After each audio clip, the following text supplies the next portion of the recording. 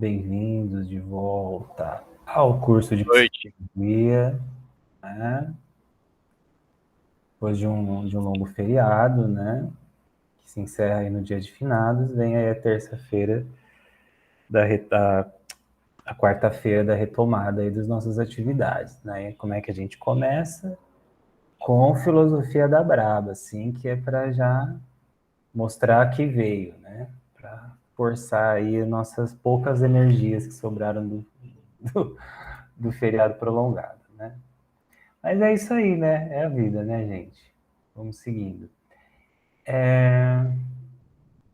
Eu acredito que a gente terminou a aula passada, se não, vocês, por favor, me corrijam.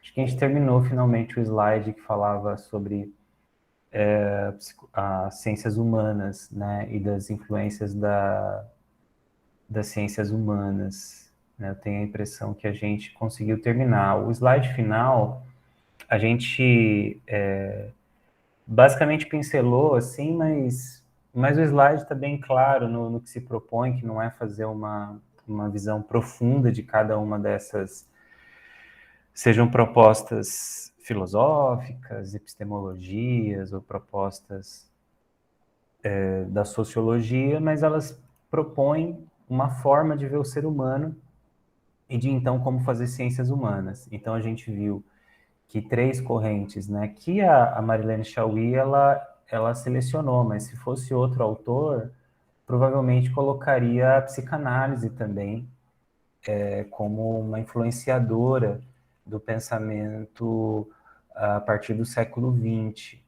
É difícil negar a influência que a psicanálise tem sobre o pensamento ocidental. Apesar de parecer talvez alguma coisa mais afastada do senso comum, mas a gente usa, mesmo em português, falas muito, assim, por exemplo, fulano de tal tem um ego enorme. Quem já não ouviu alguma coisa assim? Não ao seu respeito, mas já ouviu alguma coisa nesse sentido, né?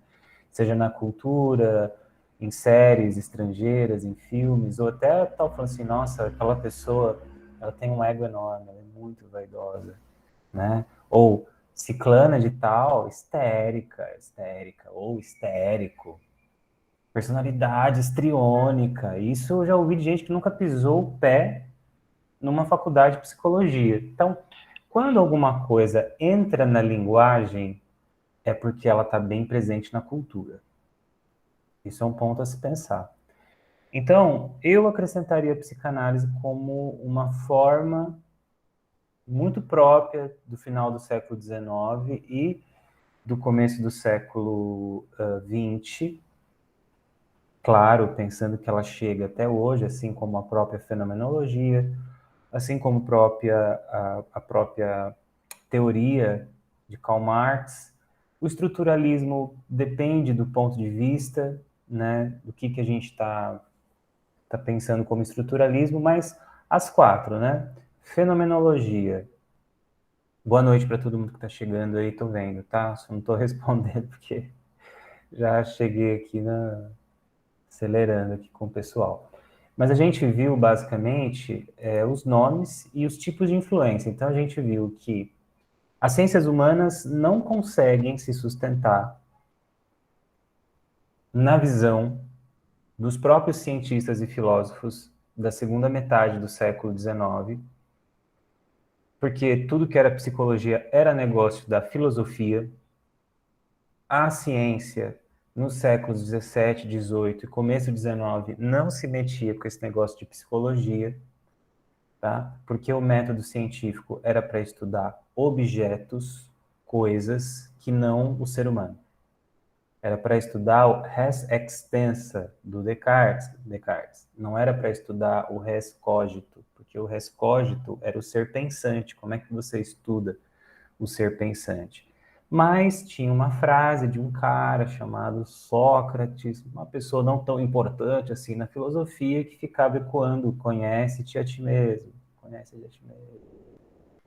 E esse espírito socrático, eu falei espírito mesmo, era só para dar um creque em vocês, assim, para chamar atenção.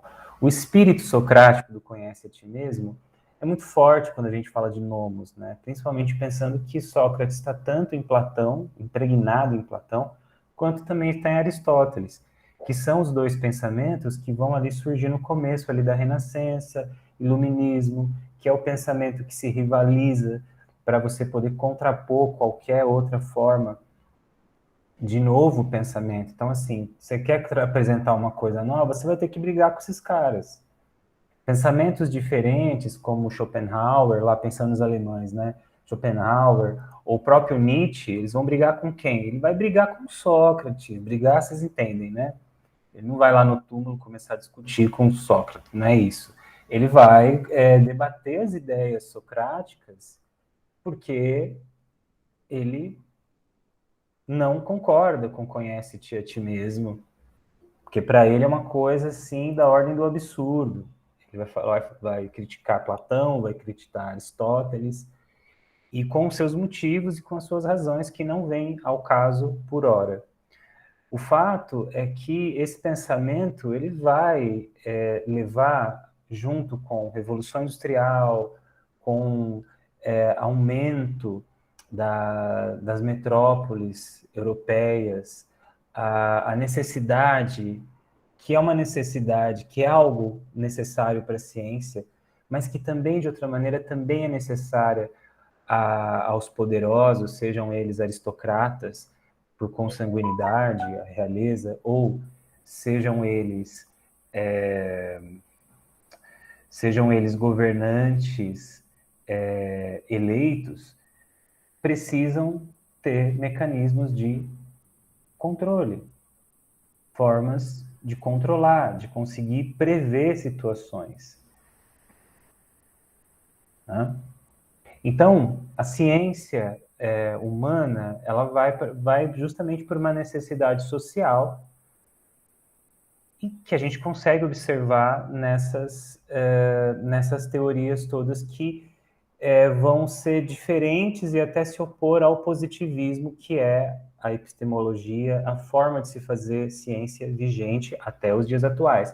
Até lembro que eu citei no final da aula exemplos como o jornalismo, que ao ser feito de maneira com base, com uma busca, com um olhar de busca à verdade, ele tem uma proposta positivista, porque precisa do fato jornalístico, e o fato jornalístico precisa de fontes, mesmo que sejam sigilosas, mas fontes que sejam, que possam ser confiáveis, fidedignas, documentos, né?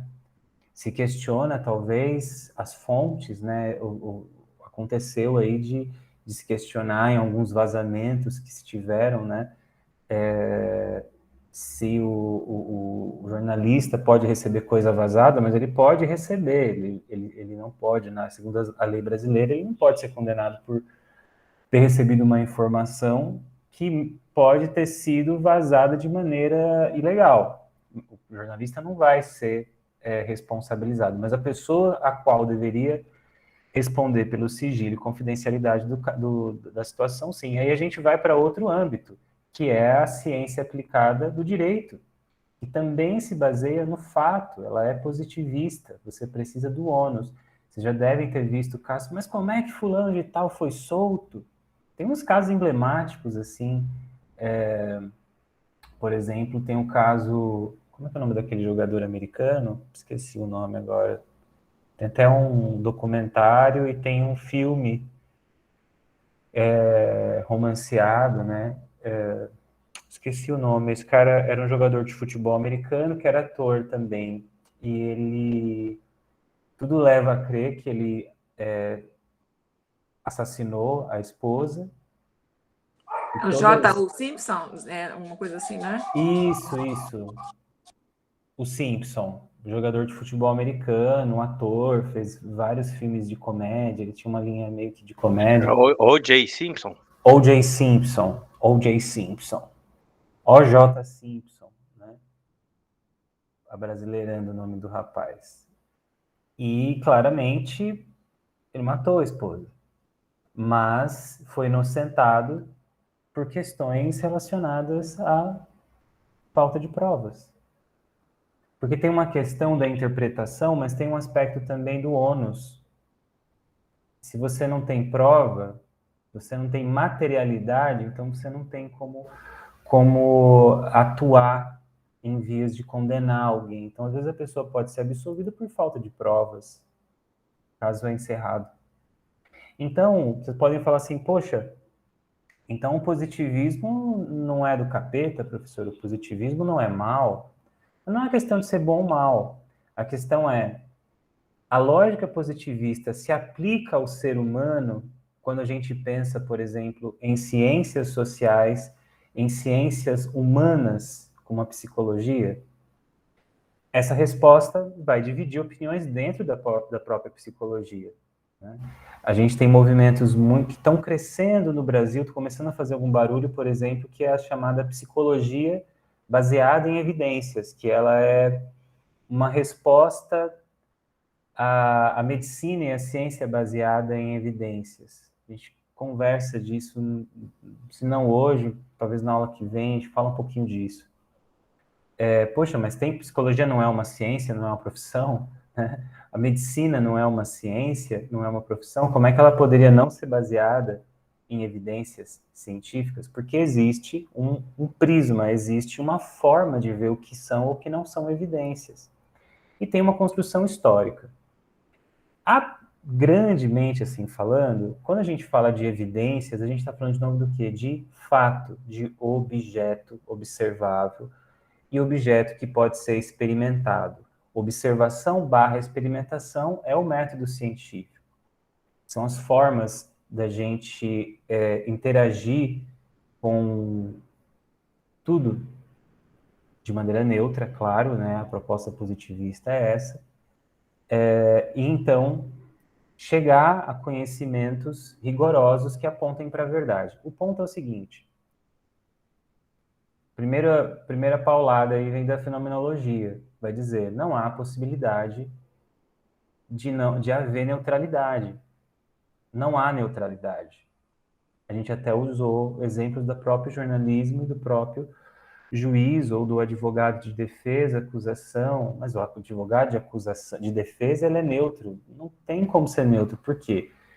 Porque não é neutro no sentido de moralidade, de fazer juízo de valor. É neutro no sentido de que a consciência, essa luz que são os atos que a gente tem, né, a nossa percepção, as nossas reflexões, os próprios sentidos, eles já estão todos imbuídos de significação nossa. Quando a gente se volta para um objeto, esse objeto já é olhado, ele já é visto, ele já é tocado, ele já é cheirado, ele já é degustado, ele já é refletido, pelo sentido que a nossa consciência dá àquele objeto. E o próprio objeto já mostra sentidos e já se mostra por si mesmo para nós. Então, acho muito provável que a gente consiga, de fato, ter uma neutralidade. Eu sou do time que não acha que tem neutralidade. Você pode ter ética, você pode ter rigor, um rigor de um código deontológico, ou seja, o que você pode, o que você não pode fazer, que caracteriza a tua prática, mas essa neutralidade do ponto científico, quando se fala de ciências humanas, acho improvável, sendo bem rigoroso, olhando para esse exercício de neutralidade. A gente se afeta pelas coisas. Entende? A gente se afeta pelas coisas que chegam até nós. Um exemplo que eu uso nas aulas de fenomenologia, né? Porque eu não sou neutro já, daqui do ponto de vista afetivo, né? Porque tem como ser neutro, porque eu dou aula de fenomenologia. Quer dizer, geral, tem sido eu nos últimos 3 anos, pode ser que não seja mais, mas então sou eu. Mas se eu der ou não, mas eu vou usar esse exemplo no futuro de novo, mas já fica aqui. Pense o seguinte, o exemplo é para vocês guardarem, não é uma coisa assim, nossa, professor, não tinha uma coisa melhor? Tinha, mas vai ser esse, porque esse aí é o bom. O bom é o que funciona. Imagina vocês entrando num elevador, coisa do dia a dia. coisa do dia a dia. Ah, mas onde eu moro é casa, não tem elevador. Você vai no na consulta médica, às vezes lá no metrô tem aquele elevador, ou dando sopa, você fala, tô cansado, tal, probleminha aqui no joelho, vou pegar o elevador. Você pega o elevador. Tem elevador aí no mundo, você usa o elevador. Digamos que você entrou no elevador. Aí já tem pelo menos 2 pessoas no elevador, né? Aquele negócio de... Espero que as pessoas estejam de máscara. Tem uma lei municipal em São Paulo que ainda exige o uso de máscara dentro de lugares tão fechados como um elevador, né? Então, estou de máscara, tal, enfim. Mas mesmo com a máscara PFF2 ou a N95, né? Você sente um cheiro, um odor não muito agradável, chamado de flatus. Para não dizer o nome popular, que você já sabe que é o nome técnico, é o flatus. Você sente o cheiro de flatus. Aí você se examina, porque você vai ter o juízo, o julgamento. Você fala assim, não fui eu. E isso se mostra como uma verdade para você, porque você fala assim, não fui eu. Não senti esse movimento peristáltico. E aí, se você for como eu, curioso, né, quiser, curioso do comportamento humano, né, aí você vai olhar para trás, dar uma encaradinha, aí pode ter uma senhora que vai fazer assim, ó. Vai fazer o ombrinho assim para ele não ver, né? Foi ele. Aí o outro rapaz, assim, o senhor, sei lá, pode olhar e olhar assim, falar, né? E aí não foi ninguém. Mas o flatus se mostra por si mesmo.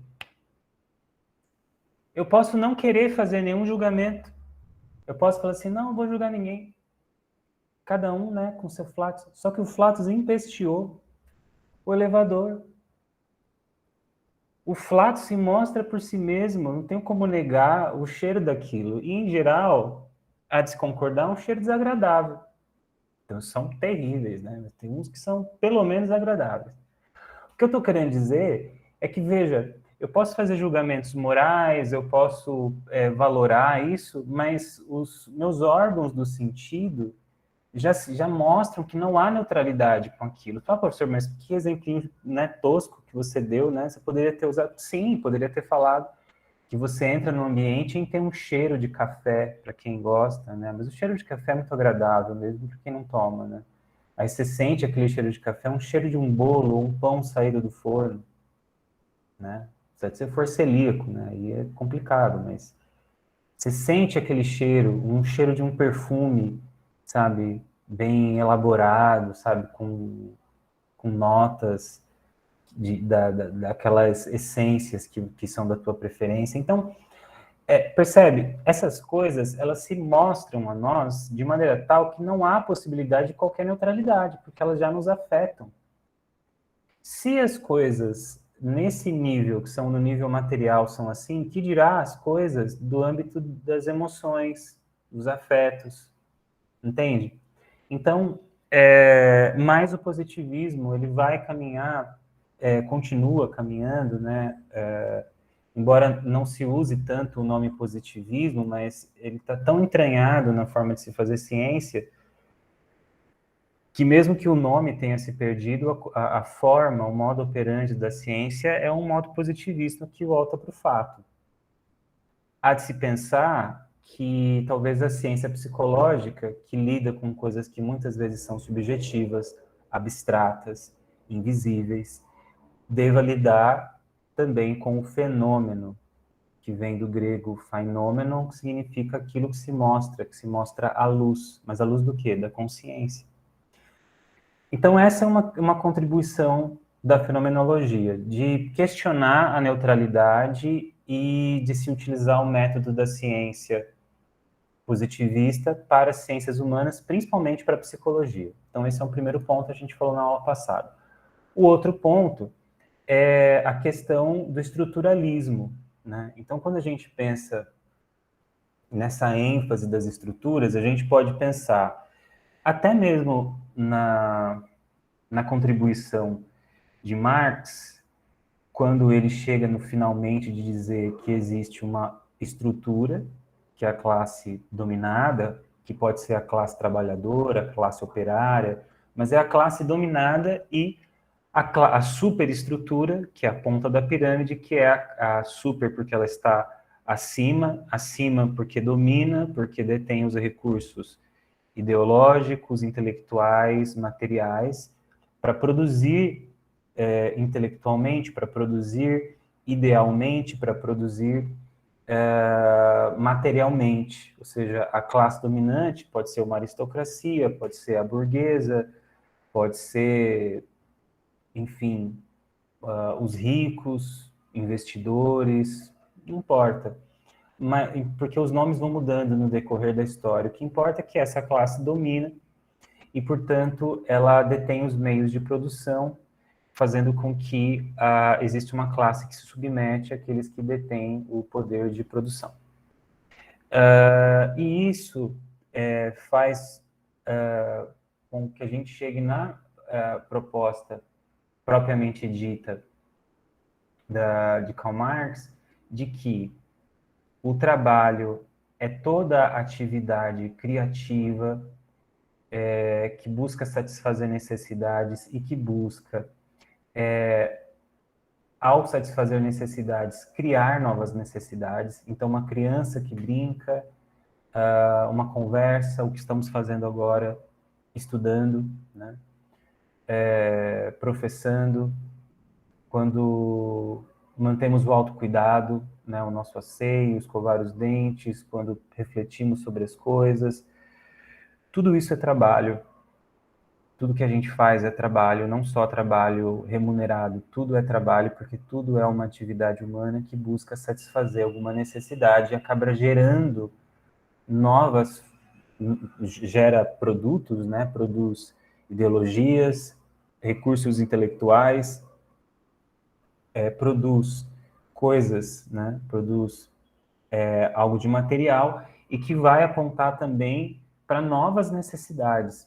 E o que o Marx vai dizer é que, dado que o trabalho é a atividade criativa essencial da sociedade, então a economia e as mudanças na economia que ditam as relações humanas. Então, a maneira como se estrutura o trabalho, quem detém os meios de produção e quem não detém os meios de produção, sejam materiais ou intelectuais ou ideológicos, é esse tipo de relação. E, claro, as revoluções industriais, elas também vão marcar as mudanças econômicas e vão pautar novas formas de se relacionar. Vocês podem ver, por exemplo, a Revolução Industrial 4.0, de como isso mudou as nossas relações. Eu até citei isso. Então, se não fosse, seja o Google Meet, o Zoom, ou qualquer outra Cisco, qualquer outra aplicação, a gente não estaria aqui em meio a uma pandemia, certo? A gente não estaria aqui falando, né, via smartphone, via notebook, via computador desktop. De alguma maneira, isso viabiliza outras formas de trabalho, outras formas de se relacionar, e isso vai gerando novas necessidades, isso vai pautando a forma como as pessoas submetem e são submetidas. Isso faz com que, mais uma vez, então, a ciência que não está acima da cultura, a ciência que não está fora da economia, porque não se faz ciência sem dinheiro, ela também vai ser mais um item que pode estar em poder de uma classe dominante e também ela também vai estar debaixo da égide econômica. Então, a ciência também responde às mudanças econômicas. Então, primeiro golpe aí. Então, primeiro é da fenomenologia, né? A questão da neutralidade e de que, na verdade, o objeto não deva ser um objeto apenas, um objeto que seja apenas observável, mas não importando então se ele existe ou não existe, ou seja, coisas abstratas também podem ser ciência, se pode fazer ciência também a partir das coisas que não são observáveis. O estruturalismo e o marxismo vão apontar para essas relações que culminam nos aspectos econômicos, que pautam as relações entre a sociedade e que também apontam quem está submisso e quem não está submisso. Então, a ciência passa a ser, então, nessa perspectiva, mais um recurso que é detido pela classe dominante e que responde, então, aos interesses de uma classe dominante, e não a classe daqueles que são dominados porque não detêm os recursos. Então, basicamente, foi o que a gente viu. E aí eu acrescentaria a psicanálise, porque ela vai trazer, como eu já comentei com vocês na aula passada, ela vai trazer uma noção de que a gente não é onde nós achamos que somos, né? O conteúdo psíquico, segundo a psicanálise, ele não está numa dimensão consciente, está numa dimensão mais subconsciente e principalmente inconsciente. São esses conteúdos psíquicos que não podem vir à luz da consciência, porque são conteúdos reprimidos, né? São conteúdos recalcados para o inconsciente, e que ele só vem à tona quando de sintomas, de xistes, de atos falhos, de sonhos, momentos em que, aí o Freud vai explicar isso com mais clareza na segunda tópica, onde existe uma dinâmica psíquica entre o eu, que é o ego, o isso, que é o id, que é essa parte da estrutura psíquica que se relaciona com o desejo, com aonde não existe moral, aonde não existe julgamento, aonde só existe desejo, e o superego, que representa a lei psicológica, né?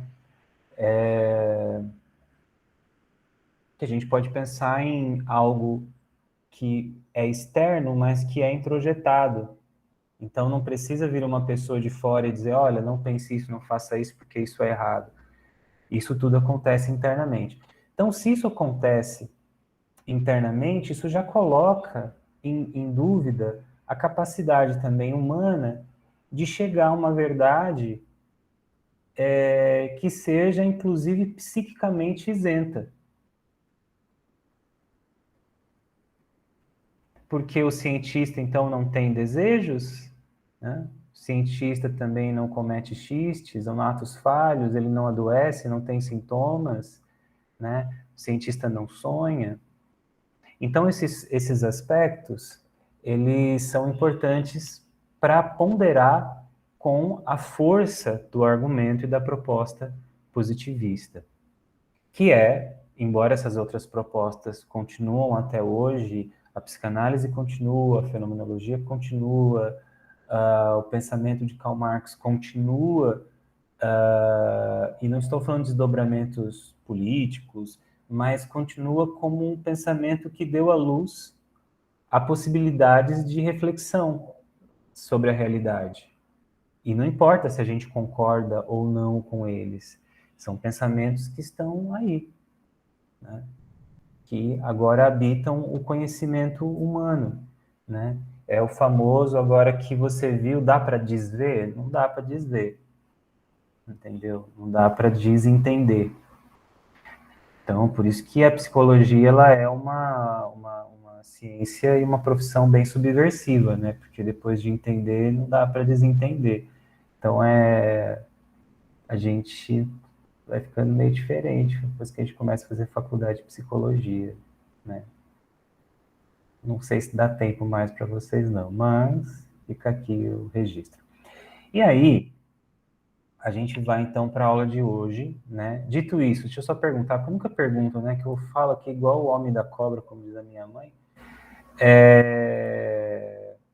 Vocês têm algum comentário, alguma pergunta, alguma coisa que ficou, que vocês acham que faltou comentar, que não, alguma curiosidade que vocês queiram saber, ou algum comentário mesmo? Fica à vontade aí, gente, enquanto eu vou abrindo o slide aqui. Boa noite. Esse bigode existia ou não existia? Minha dúvida é essa. Eu não me lembrava desse bigode, gente. Fenomenologicamente, o bigode é um objeto que se mostra por si mesmo, né? E não adianta eu querer defender o bigode, porque as suas consciências já têm um sentido para o bigode. Mas o que não dá para negar é que a consciência de vocês é para o bigode e o bigode é para a consciência de vocês, né? Fenomenologicamente. Mas falando assim, objetivamente Eu tava falando, me perguntando isso agora. Ué, ele tava com esse bigode semana passada? Meu Deus, como é que esse bigode cresceu pra vir uma vez? Esse bigode é de verdade? Ele meteu o bigode na cara. Foi o Halloween, só pode ser. Deve ter sido. Só pode ter sido. Caraca, tirou em Halloween. Nossa, professor, como é que cresceu até uma semana só? Gente, eu tava de barba, a mesma coisa dos meninos aqui que tem barba. É só tirar a parte de baixo, pronto, surge um bigode. Essa é a mágica. Eu acho que deu destaque, né? Ah, verdade, tava de barba, deu destaque. Tava de barba, é só você tirar a barba de baixo e fica o bigode. É simples assim. Só deixa a barba. O bigode chama muita atenção. Trocou por causa do Halloween, né? Esse negócio Halloween é sacanagem. Aí já acho que já é pessoal já. Então, mas isso aí é bullying, isso é triste. Mas tirando a questão do bigode, sobre a aula, acho que eu não fui muito específico, né? Falei que se alguém tinha algum comentário, né? Foi muito amplo, eu preciso ser mais positivista. Alguém tem algum comentário sobre o conteúdo da aula, excetuado o bigode? Fala, João. Só um assunto até do bimestre passado, mas é jogo rápido para não tomar muito tempo também. Mas você falou bimestre, eu achei que você ia falar bigode. Falei, pô, João, tá mentindo. Não, meu. Não. Essas coisas aí, né? Eu vou comentar seu bigode, meu. Que negócio é esse, cara? Fala aí. Não? E aí, semana passada teve uma notícia e foi referente ao bimestre passado, aquele negócio do filme, do trecho do filme Matrix, com a questão da alegoria da caverna, tudo e tal. Eu fiz uma ligação, eu não sei se tem a ver, mas semana passada o Zuckerberg lá anunciou o metaverso, né? A gente está caminhando para aquilo, a gente vai ficar na caverna mesmo, cara? O que você acha? Cara, eu refleti sobre isso essa semana, né? Eu acho que tem duas coisas que a gente precisa pensar, né? Eu acho que isso que você trouxe, João, acho que é uma boa oportunidade para a gente refletir sobre as críticas à ciência, porque você não vai criar uma realidade aumentada ou uma realidade virtual sem conhecimento científico, né? Você precisa de ciência da informação, você precisa de algoritmos, precisa de recursos de hardware, de software, você precisa conhecer bastante de psicologia, né? Precisa ter uma gestão do conhecimento, fluxo de informações. Então, é muito conhecimento científico, técnico muitas vezes, não necessariamente ético, mas muito conhecimento técnico para desenvolver essa proposta que que a antiga Facebook, agora Meta, investiu até agora 50 milhões de dólares, o que não é muito, né? Para mim, pessoa física, para o brasileiro em geral, 50 milhões de dólares é a mesma coisa, né? Porque são Mas 200 se for ver a milhões de reais. grandiosidade do projeto, né? É pouca coisa. É pouco, assim, é um investimento inicial. O que eu acho que aconteceu, antes de entrar no assunto mais filosófico, talvez do ponto de vista mais social, o que eu vejo é que o Facebook, lá nos Estados Unidos, né, como uma empresa americana, que tem uma entrada em outros continentes, em outros países, né? Assim como muitas empresas, como a Uber, como o próprio Google, como a Microsoft, etc, etc, etc. Essas empresas de tecnologia, de aplicativos, de software, de hardware, elas têm entrada em outros países. E como nós. E cada país tem a sua legislação, e tem os seus conflitos, tem as suas questões, tem a sua própria cultura. A questão é que o Facebook, para conseguir entrar em determinados países, principalmente países mais fechados a uma cultura ocidental, ou países que estão sob regimes ditatoriais,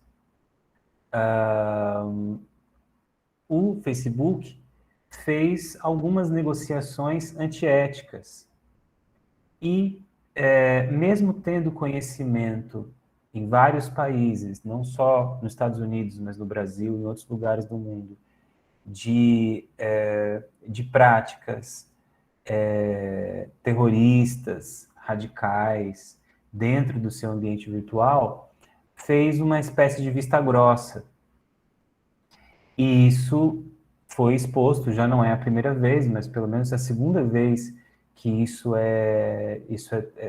vai para um trâmite próprio lá nos Estados Unidos, com denúncias de ex-funcionários. Era uma ex-funcionária que viu essa situação e deflagrou isso, e também teve aquela outra situação, além dessa, teve a situação que o Facebook ficou desligado, aspas aí, né, durante acho que 24 horas, um pouquinho menos, um pouquinho mais. O pessoal brincou, né, que o Zuckerberg tropeçou nos fios lá.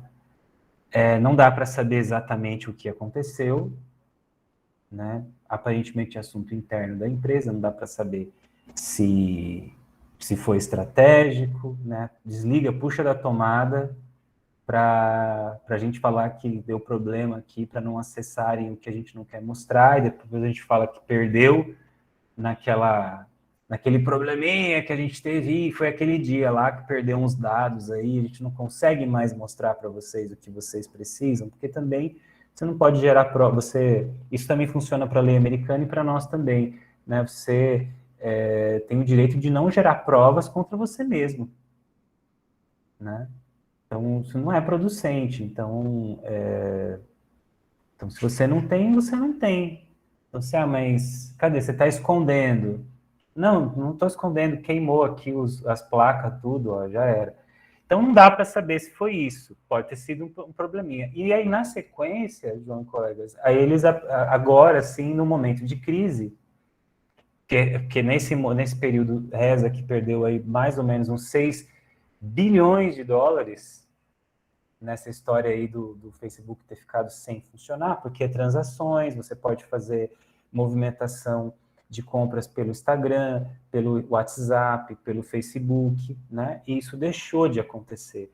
Propagandas, produtos, transações monetárias, os dados que são gerados principalmente, porque as transações é café pequeno, mas os dados que transitam nessas redes são muito valiosos. Então, o ponto eles anunciam a criação do Meta, né, da empresa Meta, que muda de nome e que mantém o nome da rede social como Facebook. Então, o que aconteceu, né, para quem também não sabia direito o que está acontecendo, tal, para mim, são essas informações que eu tenho, a partir daí que eu vou comentar. Eu entendo que, assim, existe, e não é de hoje, já existe já há 40 anos, o desenvolvimento, por exemplo, ou seja, desde que eu nasci, existe, antes, na verdade, existem os games, né? Os games, por meio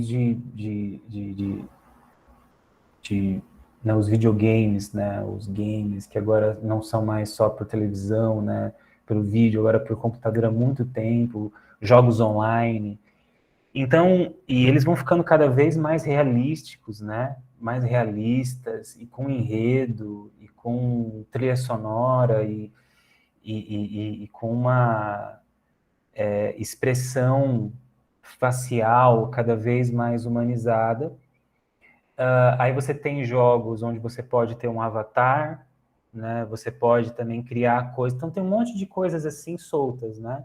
Você tem lá o The Sims, você pode ter um avatar, você pode interagir com pessoas. Você tem lá o Minecraft, onde você pode criar jogos lá, as crianças lá, o Roblox.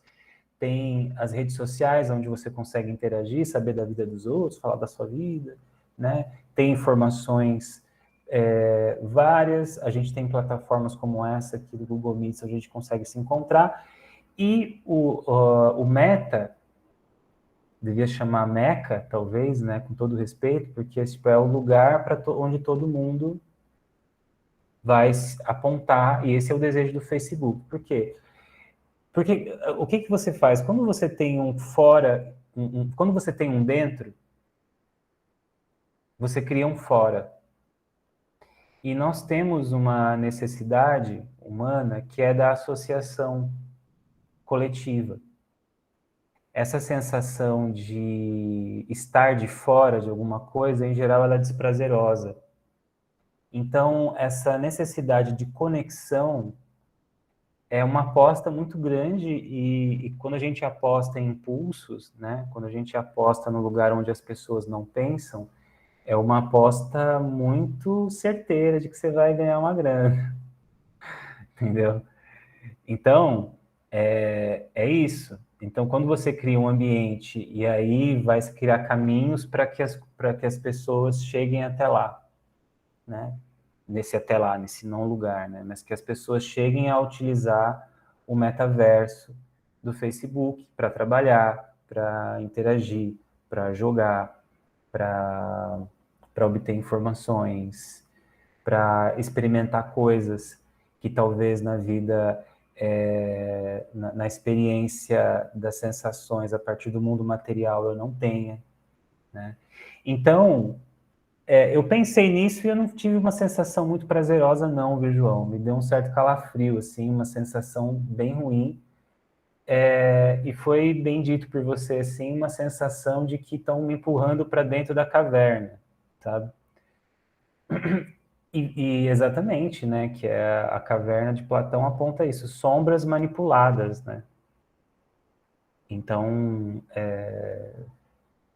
então a gente está sendo empurrado para dentro da caverna. Quando você tem muita força econômica, muito dinheiro envolvido, a gente não tem competência, condição de parar isso, né? Eu acho que o que a gente pode fazer, e como psicólogos esse é um ponto para a gente pensar, é pensar também na sustentabilidade de outras formas de interagir que elas podem ser resgatadas agora em termos de qualidade de vida, né, das pessoas, né? E que talvez elas andam meio esquecidas. E talvez pensar de maneira mais essencial o que na verdade, a gente está tentando suprir com esse tipo de empreendimento, né? Porque se alguém oferece, é porque existe algo ali consumível, né? Então, e isso pode ser hambúrguer, pode ser uma pizza, pode ser uma pedra de crack, pode ser bitcoins, não importa. Não estou comparando uma coisa com a outra, mas são coisas consumíveis, né? Então, se alguém me apresenta um recurso como esse, aquilo gera algum efeito que pode ser percebido, experienciado como prazeroso, em certa medida. Quando eu não tenho essa necessidade, né, mas eu quero utilizar aquilo, o que exatamente eu estou querendo saciar? É minha curiosidade? Eu não vou falar assim, tipo, tem o metaverso. Pode ser que eu entre para ver qual é que é, entende? Agora, o que eu estou querendo saciar com isso? O que tipo de necessidade que eu tenho que não está sendo saciada, ou que nova necessidade que estão me apresentando que eu nem sabia que eu tinha? Ou será que, na verdade, é sempre a mesma necessidade que estão sendo criadas novas portas para me dar alguma coisa que, na verdade, eu poderia obter de outra maneira?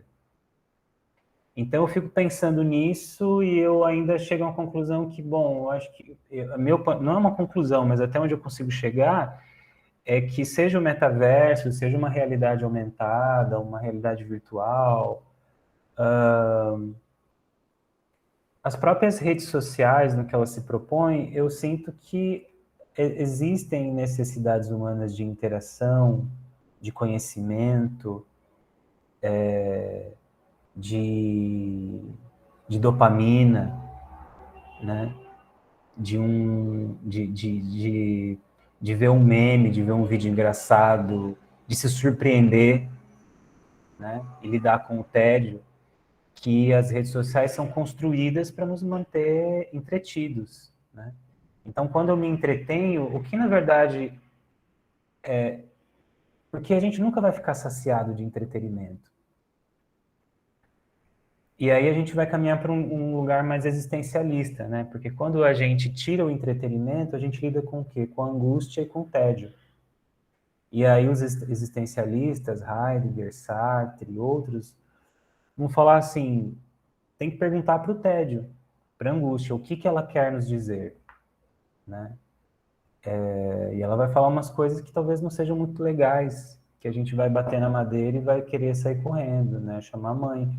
Mas a proposta desses caras é que quando você lida com aquilo que o tédio e a angústia te apresentam, você pode ter uma vida com mais liberdade, uma vida mais autêntica, uma vida verdadeira, uma vida para chamar de sua, um lugar onde você ser um lugar onde a vida se manifesta. Então, eu diria que eu tô procurando, tô também nessa caminhada.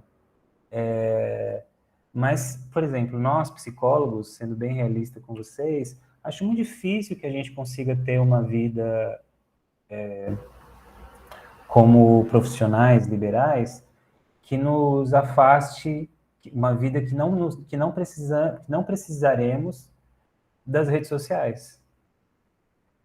Porque as redes sociais se mostram um veículo para que você possa ser conhecido por pessoas que você não conheceria se você não estivesse nas redes sociais, né? O LinkedIn é uma rede social, não é? Quantas pessoas que já não encontraram trabalho, já não contrataram pessoas pelo LinkedIn, não é? Direta ou indiretamente.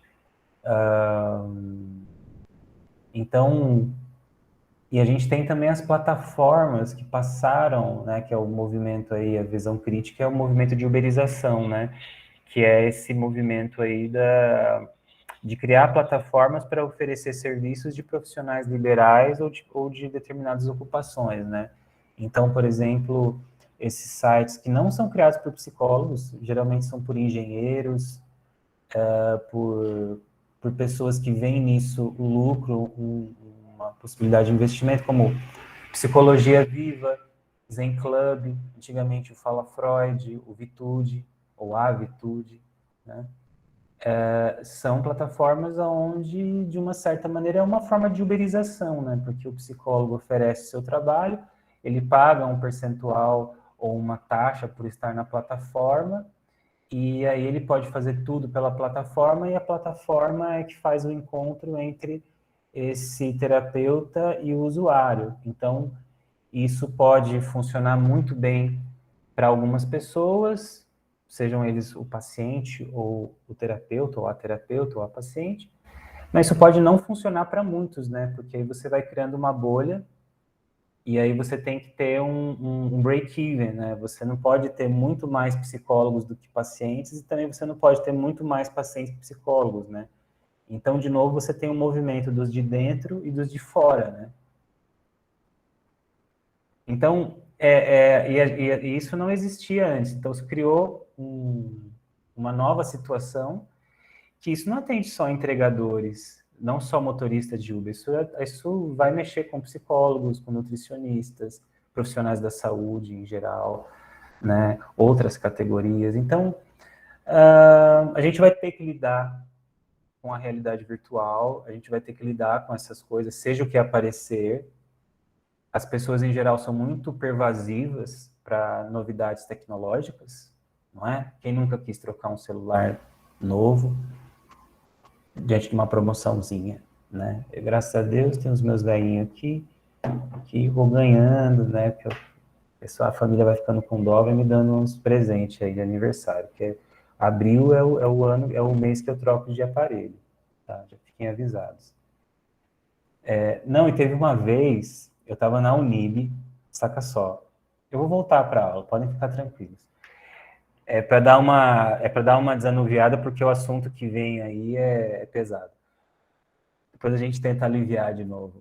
Eu estava dando aula na Unib, e aí de manhã, para a turma da manhã, devia ser essa disciplina. E eu tinha um celular, vocês devem, aquele Samsung pratinha, pequenininho. Até outro dia aí, antes da pandemia, eu tinha ele. Aí eu tava com o celular assim, aí eu coloquei em cima da mesa para ver o horário, porque eu geralmente estou sem relógio. Aí coloquei assim em cima da mesa para controlar o horário, né? Para horário de lanche, do recreio, do pessoal ir embora. Senão, dá 11 horas da noite, estou lá falando, o pessoal tá lá trancado na universidade, né? Ou começa a ir embora. Então, eu vou olhando o horário. Aí, um aluno chegou assim, dois alunos. Um chegou e falou assim: e aí, professor? E esse iPhone aí, hein? Louco, hein? É qual? É o 14? Eu falei assim: não, é um Samsung. Tô ligado, professor. Dá uma dosinha. Pegar uma moral para você. Então, teve essa situação e teve outra que a aluna, acho que na mesma época, ela olhou assim e falou assim: ah, professor, agora eu sei por que você não responde o WhatsApp. Não tem. Então, tem dessas coisas. Mas mesmo assim, a gente não pode ser avesso às tecnologias, mas a gente precisa refletir sobre elas. É exigido de cada um de nós, como psicólogos, que nós sejamos críticos aos ambientes ao qual nós façamos parte. Então, a gente está numa rede social, a gente tem um dever ético de sermos críticos ao que acontece e de nos posicionarmos criticamente diante de situações que venham a acontecer, seja com os usuários ou conosco mesmo. Então, a gente precisa saber se posicionar como psicólogos quando a gente entra numa rede social, se posicionando como psicólogos. Vocês podem fazer isso, claro, né, na ocasião do final da graduação de vocês, né? Graduados, claro, vocês podem se apresentar assim, mas quando isso vier a acontecer, já é um assunto que é bom que vocês reflitam, né? Por exemplo, tem psicólogo no TikTok? Tem gente fazendo coisa interessante em termos de sensibilização, de saúde mental? Tem, mas tem psicólogo fazendo dancinha. E aí embaixo tem o link. Consultas online, clique aqui. Eu fico assim, mas qual que é o critério? Fazer terapia com a pessoa que está dançando? Por que eu vou fazer terapia com ela? Não faz sentido para mim, mas tudo bem, mas legal. Então, a gente tem que pensar também o que eu apresento e conectar isso com a profissão. Então, a gente não pode deixar de fazer isso, mas também a gente não pode fazer de qualquer maneira. Por isso que é importante que o exercício seja crítico. Acho que, respondendo mais objetivamente, João, deu uma viajada louca aqui, mas objetivamente, sim, estão o tempo todo querendo empurrar a gente de volta para a caverna, e se a gente usar qualquer recurso que for sem a crítica, sem pensar criticamente, a gente tropeça, está na caverna de novo. E o metaverso pode ser uma grande caverna, com certeza. Pode falar, Renata. Não, eu sempre falo só que o problema nunca é a ferramenta em si, o problema é o ser humano que usa a forma como que usa. E o problema é que as pessoas estão em excesso, né? Perdendo filtros, perdendo, sei lá, bom senso algumas vezes, perdendo o senso crítico. Então, a culpa não é só da rede social em si, é do ser humano, né? Também de não ter esse olhar crítico para si, para os outros. Eu também eu olhei meio torto para esse metaverso. Facebook eu já nem acesso mais. Mas usar comedidamente, com uma forma de relacionamento saudável, mas o problema é que isso vira um poço sem fundo, né? Tem gente que não sabe viver sem. Você respira, tá lá. O WhatsApp, se você não responde, já tá brigado com você. O problema não é do WhatsApp, né? O problema não é do Instagram. O problema é a forma que o modo e a intensidade que é usado, né? Eu volto a dizer assim, que a reflexão que a gente tem que fazer é qual necessidade, na minha perspectiva, eu convido vocês a pensarem criticamente, mas a minha contribuição para essa conversa é qual necessidade que está sendo satisfeita quando eu me comporto de determinada maneira com as redes sociais, com os aplicativos de mensagens, etc. Então, a maneira como eu me comporto nas redes sociais, nos aplicativos de mensagem, provavelmente não é muito diferente da maneira como eu sou no real. O virtual, a quem já escreveu sobre isso, que o virtual é o real em possibilidade, né? Então, então tem lá o metaverso. Então, uma pessoa que cria um avatar que não seria possível no mundo real, mas que o avatar dela, de repente, tem atitudes grosseiras, agressivas, e aí você olha para aquela pessoa no mundo real, material, palpável, com logradouro, com localização física, você faz, mas essa pessoinha aqui não tem nada a ver com aquele avatar, mas se ela construiu aquele avatar, se ela se comporta daquela maneira, me parece que há uma necessidade, aí não estou nem entrando se ela é patológica, se ela não é patológica, mas há algum tipo de necessidade que está sendo feita naquela atitude, naquele comportamento, alguma necessidade que está buscando ser saciada. A minha pergunta é, será que esse é um caminho para saciar a necessidade? Eu acho que não, porque geralmente esses ambientes, eles não criam forma de saciar a necessidade de tal maneira que vocês não precisem dele. Imaginem se vocês são convidados para um restaurante que vão servindo comidas para vocês a um custo gratuito, mas que nunca te sacia, e você está sempre com fome. E aí pode ser que você nunca mais saia desse restaurante, se a necessidade de fome for muito boa, mas vem coisas gostosas. Só que a minha fome nunca é saciada. E isso me parece que pode me prender nas redes. Né? É uma Então, vontade reprimida, né? Uma coisa mais ou menos assim. então, se a gente for para um caminho mais psicanalítico, a gente pode falar de satisfação de desejos, né?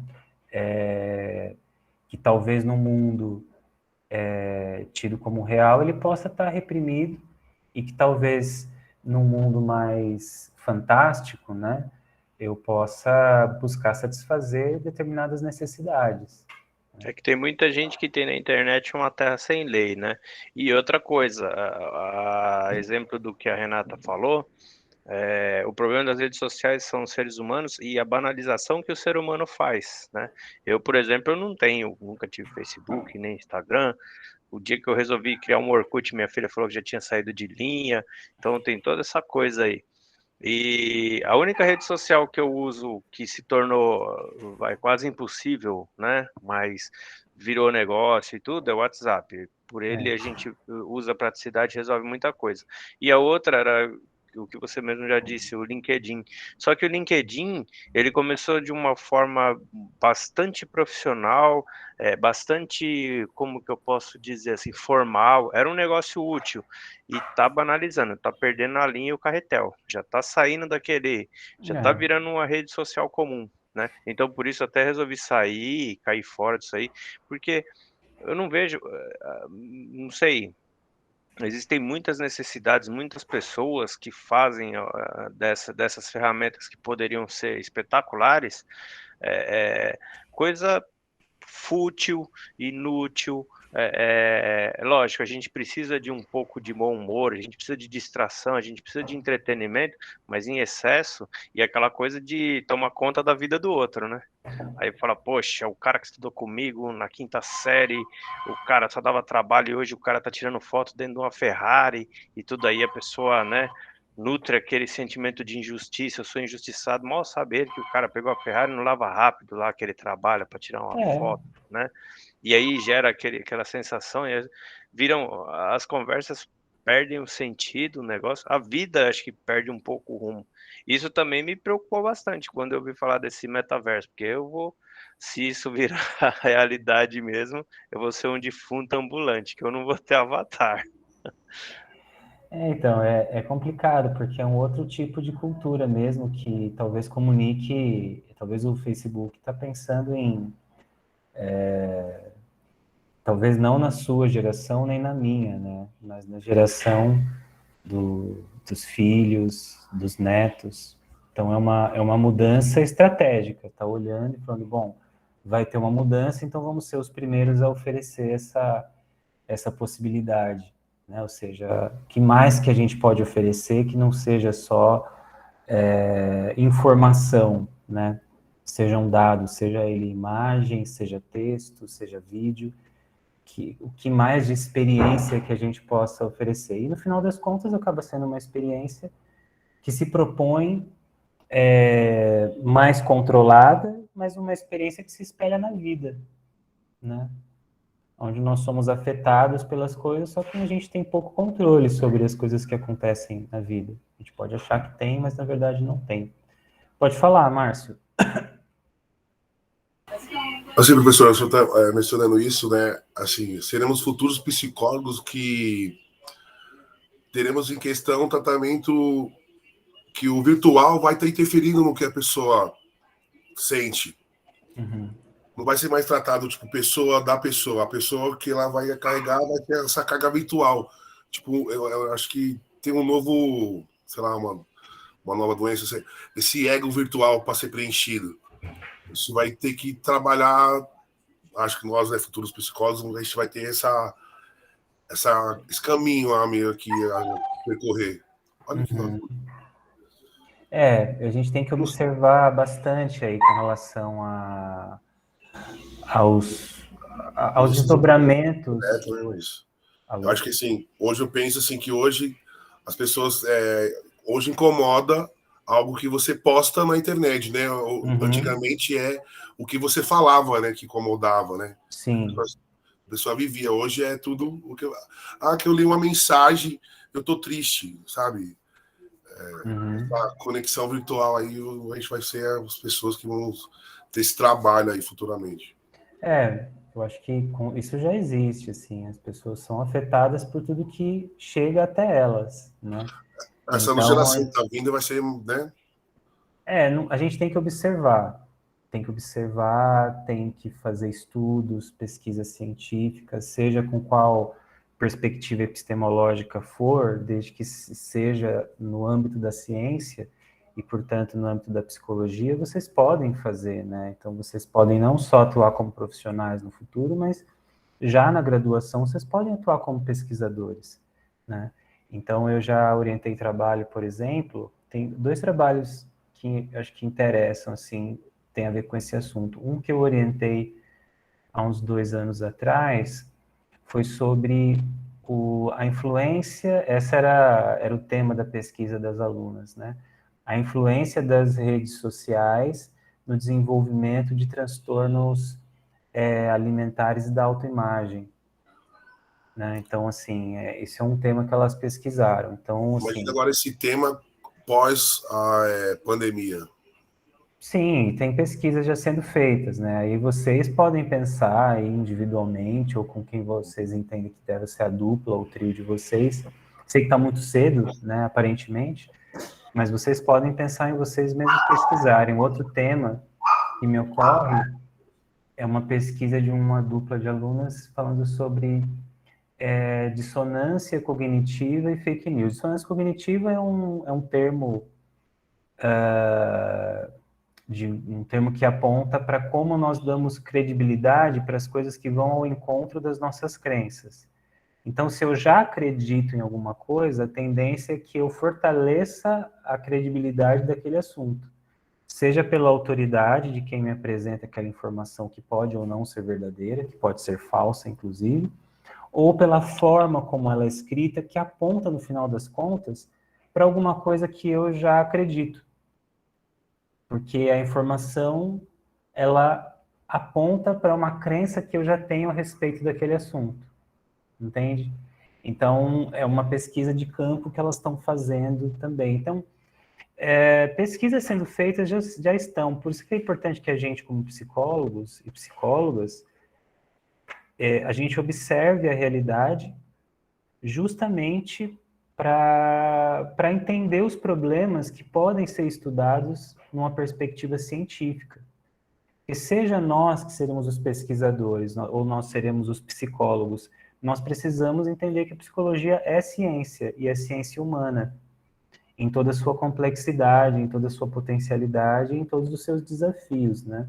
Então, para enfrentar esses desafios que a gente está pensando que vão acontecer, pensando essa relação com redes sociais, com o mundo virtual, que já existe hoje e tende a trazer outras conexões que ainda não estão presentes, não estão materializadas, mas que podem acontecer, apontam que irão acontecer, né? Então a gente vai ter que lidar com isso. Qual o caminho? Uma reflexão crítica e, se possível, pesquisa científica, né? Se não vocês, mas que vocês estejam atentos às contribuições dos colegas que fizerem pesquisa, né? O TCC é uma ótima oportunidade para vocês responderem perguntas que podem ser respondidas cientificamente. Legal.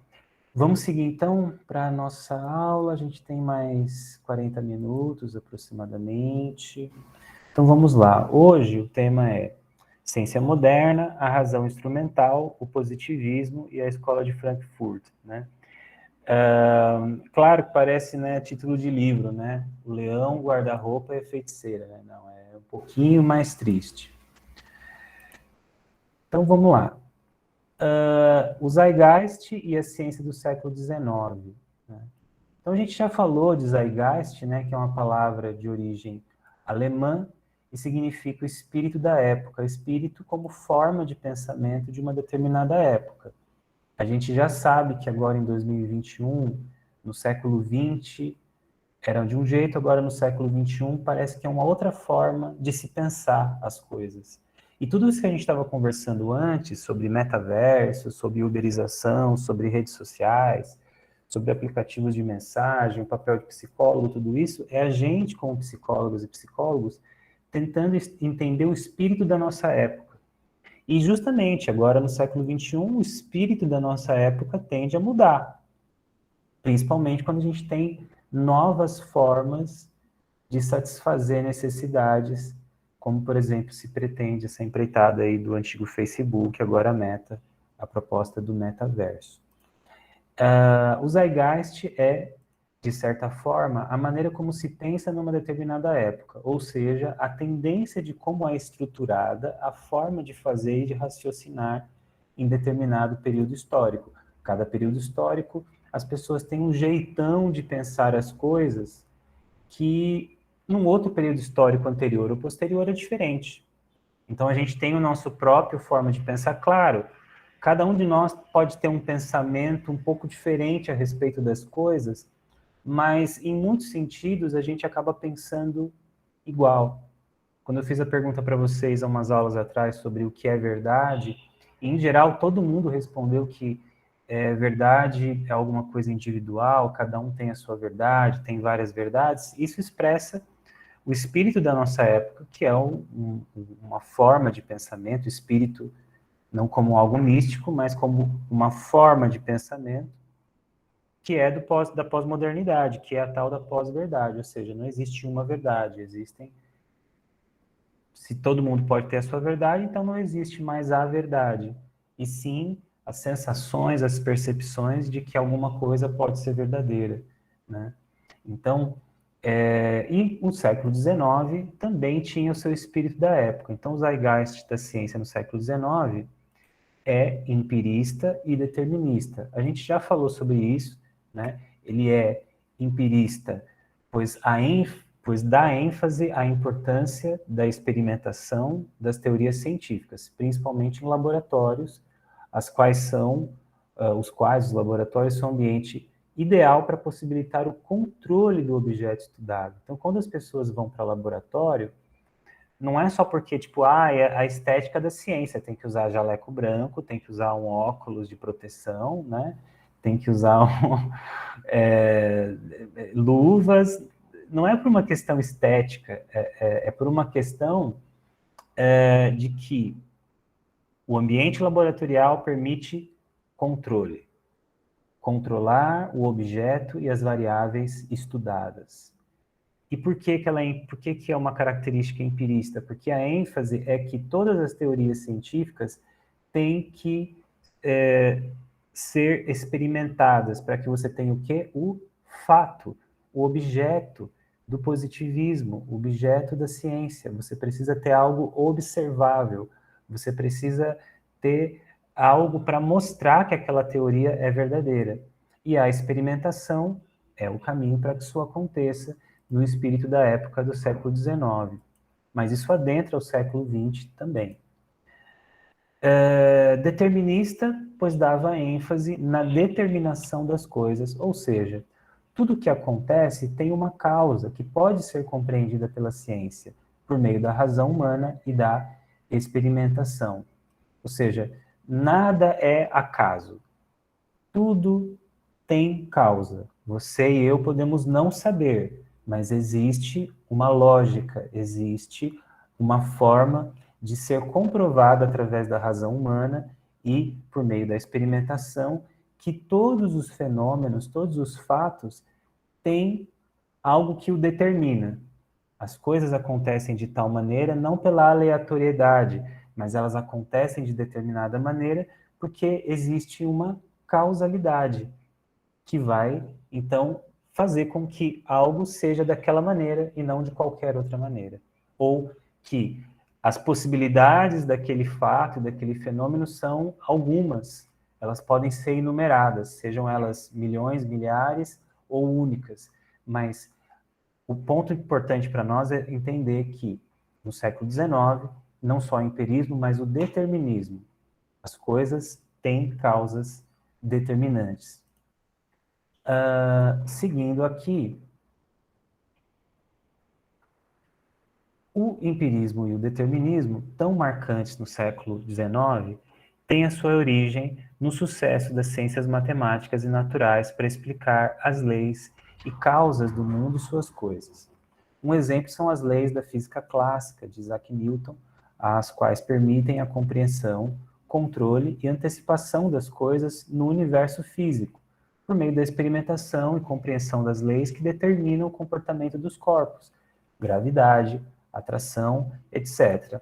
Uma pausa para dizer coisas que a gente já disse aqui, mas o que as leis da física clássica, as leis da física newtoniana permitem?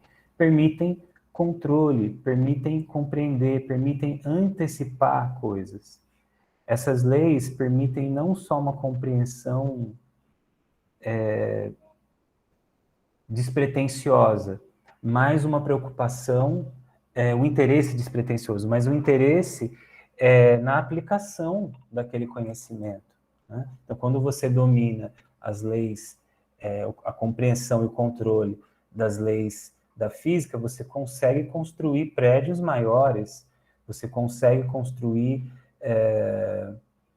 barricadas para construir reservas de água melhores, você consegue antecipar problemas que podem ser resolvidos. Então, você ganha mais potência, mais força.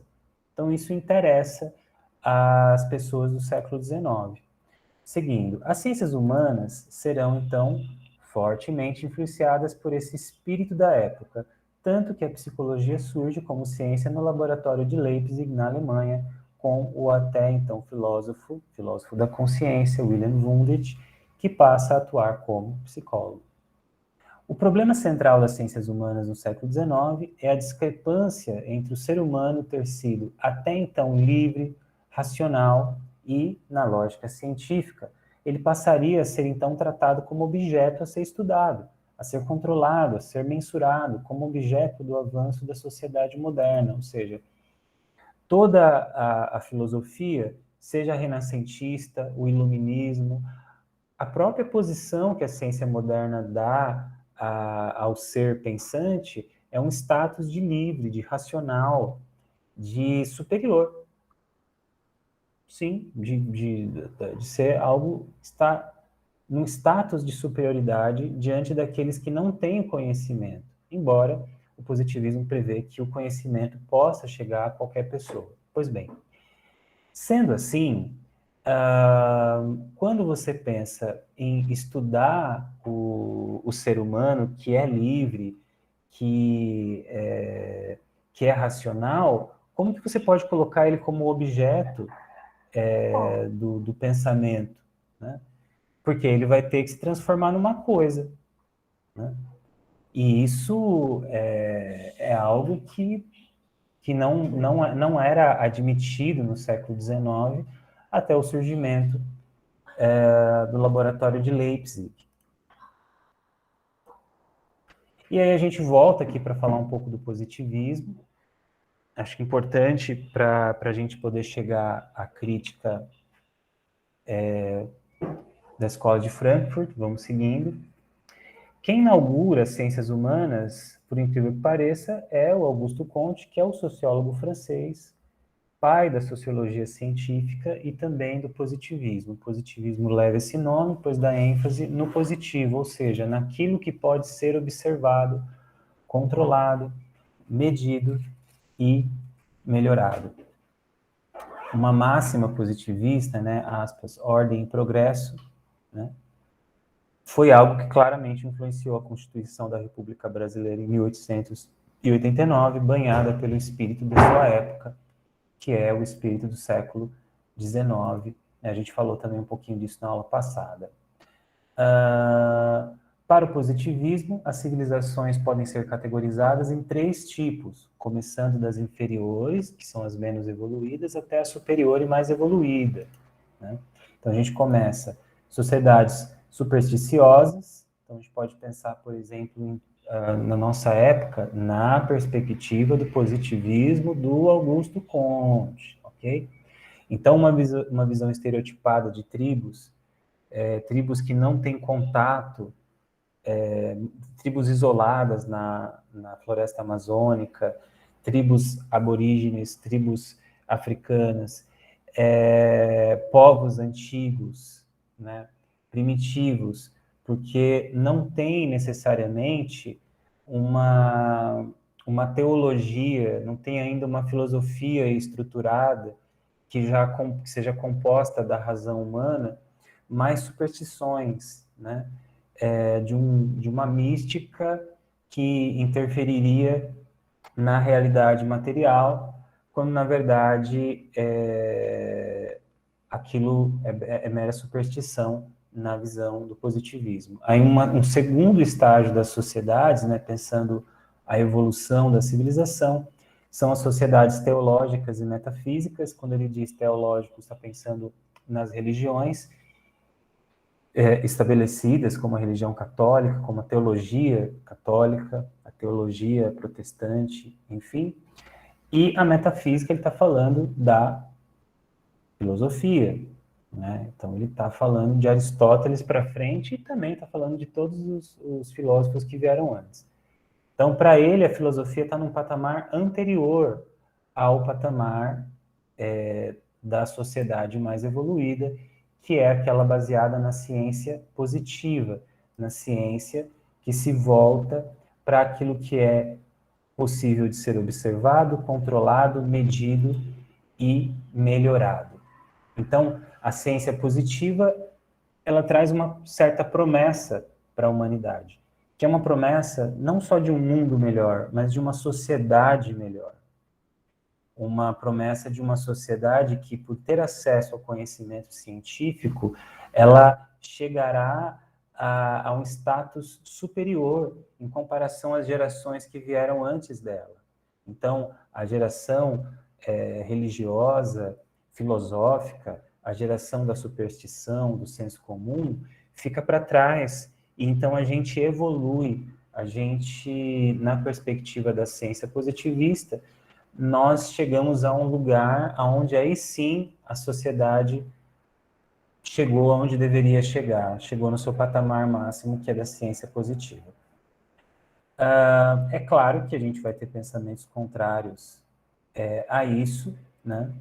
E um desses pensamentos que nos interessam, não só contrários ao positivismo, mas a todo desdobramento da lógica positivista nas décadas que vieram a seguir, porque a ciência vai se construindo e a gente vai ter, lá no começo do século XX, a Primeira Guerra Mundial.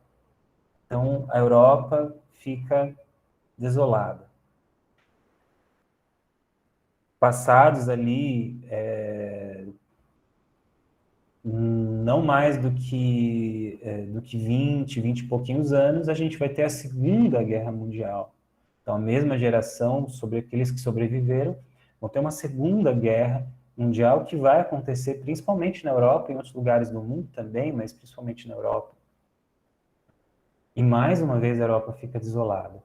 E nessa segunda tomada, né, de guerra, a gente vai ter movimentos, claramente, obviamente, mudanças sociais bem importantes, e o movimento, né, do partido nazista, que vai causar perseguição aos judeus, perseguição às pessoas homoafetivas, perseguição a povos não arianos, ou seja, que não fazem parte ali do eixo Áustria, Bélgica e Alemanha, vai perseguir pessoas dentro desses próprios países que não concordarem com o regime, né?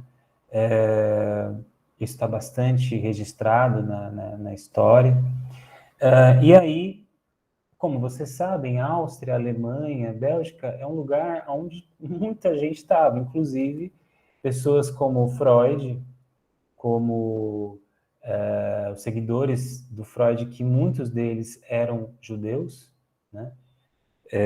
Então, Freud vai se refugiar na Inglaterra, né? O seu ex-discípulo, o Ferenczi, também. E esse pessoal da escola de Frankfurt,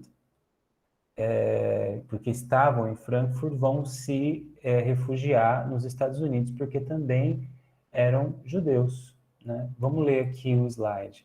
A escola de Frankfurt era formada por um grupo de pesquisadores localizados na Universidade de Frankfurt, na Alemanha, os quais estudavam fenômenos sociais a partir da chamada teoria crítica. Com a ascensão do Partido Nazista e o crescente fascismo na Alemanha, e sendo eles pesquisadores judeus, foram refugiar-se nos Estados Unidos. Não que são parentes, não que só havia os Estados Unidos para se refugiar. Pensa o seguinte, se vocês olharem para lugares como a Síria, ou outros países que infelizmente passam por guerras civis, né, as pessoas vão tentando se refugiar para onde dá, para onde aceita. Então, quem tem mais condições financeiras, às vezes consegue não necessariamente ser visto como refugiado, mas como um imigrante, como um estrangeiro. Mas muita gente entra nas condições de refugiado, como, por exemplo, os refugiados que vêm, que tentam atravessar lá o Mediterrâneo e tentam entrar pela Grécia ou pela Itália, e muitos, infelizmente, exato, que aconteceu mais recentemente no Afeganistão, né, das pessoas quererem se segurar nas asas do avião, né, para sair de um país. os botes com pessoas que morreram no meio do mar, tem fotos impressionantes de crianças que morreram afogadas na tentativa de fazer a transição da África para o Mediterrâneo. Cenas, assim, deprimentes, horríveis, né? Que seriam o suficiente para a gente não dormir durante muitos dias, né? Pensando nos caminhos que a humanidade seguiu. Isso, infelizmente, não era uma novidade do ponto de vista das coisas que já aconteceram na história da humanidade e não muito longe daqui no século XX. Então, quando a gente pensa em pessoas refugiadas, beleza, os caras são pesquisadores, tiveram condição de ir para os Estados Unidos antes de ir para um campo um campo de refugiados, um campo de concentração, mas eram refugiados. O Freud era um refugiado, ele tinha muitos amigos e tinha condição de ir para um país numa condição favorável para ele, né? Mas nem sempre isso acontece com as pessoas. E aí, eles, como refugiados, foram para os Estados Unidos, onde deu para ir, e os membros da escola de Frankfurt, que eram pesquisadores, eles puderam observar duas realidades diferentes. A Europa, que tinha uma adesão das massas ao fascismo, ou seja, não era só o Hitler e o seu séquito, né, daqueles que eram convocados para o serviço do exército, mas as massas assumiam o discurso e apoiavam o fascismo. Então, é claro que houveram pessoas que resistiram e morreram tentando resistir ao regime fascista, mesmo sendo alemãs, não necessariamente, não sendo judias, não sendo pessoas homoafetivas, sendo pessoas que não sofreriam perseguição desde que aceitassem o regime fascista. E muitas pessoas não aceitaram e morreram por conta disso. A gente vê casos, como vocês devem estar acompanhando hoje, isso é tão sério e foi tão forte que a gente vê hoje na Alemanha pessoas de 100 anos sendo julgados pelos seus crimes na época da Segunda Guerra Mundial. Então, chega lá, a pessoa não coloca assim, né? Ela não mostra o rosto, né? Porque é permitido que ela faça isso, mas 100 anos, ou seja, ela tinha 15, 16, 17, 18 anos que seja, e se passaram aí 85 anos praticamente, ela ainda tem que responder por esse crime. Então é um ponto a se pensar o quão forte isso foi na época. E na América do Norte, por sua vez, a adesão ao consumismo. Esse ponto aqui eu acho que vale a pena comentar. O que é a escola de Frankfurt, que ela vai estudar os fenômenos sociais, ela percebe que como que o fascismo ele tinha adesão das massas? Pelos meios de comunicação de massa, principalmente através do rádio. Então, se inflamava as massas a partir dos discursos nas rádios, que era um meio de comunicação que chegava na maioria das casas, nos trabalhos, nos lugares onde as pessoas viviam. Na América do Norte, nos Estados Unidos, eles perceberam um outro fenômeno. Não tinha o fascismo instaurado como uma prática divulgada nas rádios, mas existia o consumismo. E hoje, o mundo globalizado, a gente talvez não sinta tanto essas diferenças, mas para aquela época, a Europa, o chamado Velho Continente, tinha algumas coisas que nos Estados Unidos, que é chamado Novo Mundo, não tinha e vice-versa. Então, esse apelo ao consumismo, feito através dos meios de comunicação de massa, no caso, também a rádio, chamaram a atenção de como os meios de comunicação podem ser usados como meios para trazer adesão às massas àquilo que interessa a uma camada que detém um tipo de poder, seja o poder político ou seja o poder de produzir bens, de produzir ideias, né? Seguindo aqui, a Escola de Frankfurt vai criticar fortemente, entre outras coisas, o percurso que a ciência e o pensamento humano ocidental percorreram e que levaram às atrocidades durante a Primeira e Segunda Guerras Mundiais. Ou seja, eles vão fazer críticas, muitas, por exemplo, aos meios de comunicação de massa, a chamada cultura popular, no que a Escola de Frankfurt entende como cultura popular versus a cultura erudita. Eles vão fazer muitas críticas. Em geral, a Escola de Frankfurt, a primeira geração da Escola de Frankfurt, é pessimista pra caramba, e é isso. Não tem muito o que dizer sobre isso. Depois, a segunda geração vai ser um pouco mais otimista e vai interagir mais com os fenômenos sociais em busca aí de mudá-los, de transformá-los. Seguindo aqui, e aí a gente entra nesse conceito que é super importante, que é chamado de razão instrumental. Isso é importante, isso é perguntinha de prova, isso é assunto que vocês têm que entender bem, bom? Tudo tem que entender, mas isso aqui é importante, porque para a gente fazer uma crítica ponderada à ciência moderna, principalmente à ciência do século XX, que subsidiou muitas das atrocidades da Primeira e da Segunda Guerra, talvez não de maneira somente direta, mas de forma indireta, a gente precisa entender como que se compõe a teoria crítica, a qual fundamenta as falas de Adorno, de Horkheimer, para a gente poder entender aqui. Então, a primeira é o Karl Marx. Amo, odeio, mas ele está em todas.